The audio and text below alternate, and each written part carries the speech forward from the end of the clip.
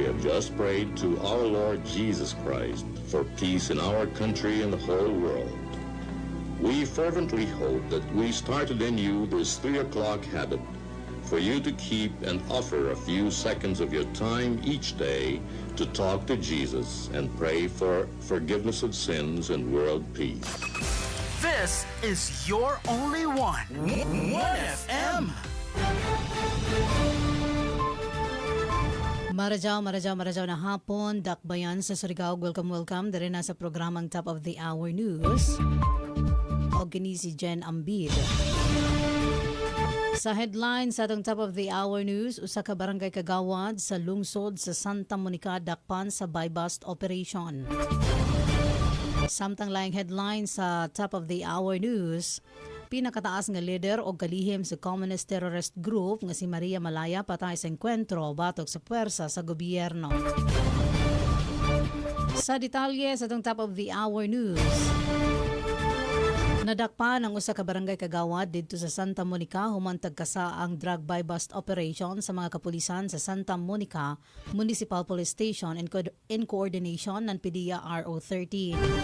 Ang nadakpan usa ka 24 anyos nga si Leonard Eric J. Laplana. Barangay Kagawad, lumulupyo sa Purok 7, Barangay Mabuhay, Santa Monica, Surigao del Norte.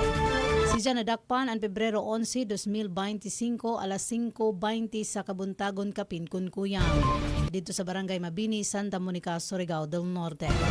Nakuha gikan sa posisyon sa suspect ang tuyo ka pakete sa gituohang shabu nga gibanabanang motimbang og 1.5 gramos. Usa ka libo nga piso bill gigamit isip mark money, isa ka kaha nga posporo ug usa ka cellular phone. Dugang paisab nga napalitan sa pusher buyer ang suspect og 0.3 gramo sa gituohan nga shabu sa kantidad nga usa ka libo ka pisos. Ang suspect jaon kuman sa kustudiya sa Santa Monica Municipal Police Station alang na sa proper disposition. Samtang laing detalye sa itong Top of the Hour News. Patay sa engkwentro batok sa puwersa sa gobyerno ubos sa 901st Infantry Brigade si Myrna Solarte.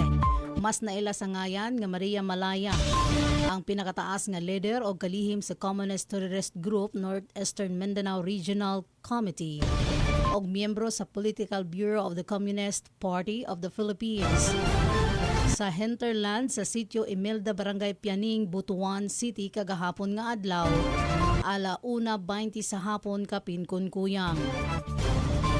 Ang insidente nagsunod-sunod nga engkwentro nga nagsugod sa alas 6:10 sa buntag ug alas 6:30 sa buntag. Diin nasakmit sa mga trupa ang daghang mga butang ug kagamitan nga gipanag-iya sa grupo ni Malaya. Pagkahapon, samtang nagpabuto ang mga CTG sa mga sundalo, dali nga mibalos ang mga tropa nga binayloay sa armas. May resulta kini sa kamatayon ni Maria Malaya o pagkakuha sa ilang dugang nga mga butang. Si Maria Malaya mao ang byuda ni anhing George Madlos Concaores, usa ka prominenteng tao sa New People's Army National Operations Command. Kinsa napatay ni adtong Oktubre 2021 sa engkwentro batok sa puwersa sa gobyerno dito sa Bukidnon. Mga ang ditaang naglangkob sa balita diri na sa Top of the Hour News. Kini si Jen Ambid, maraja na hapon.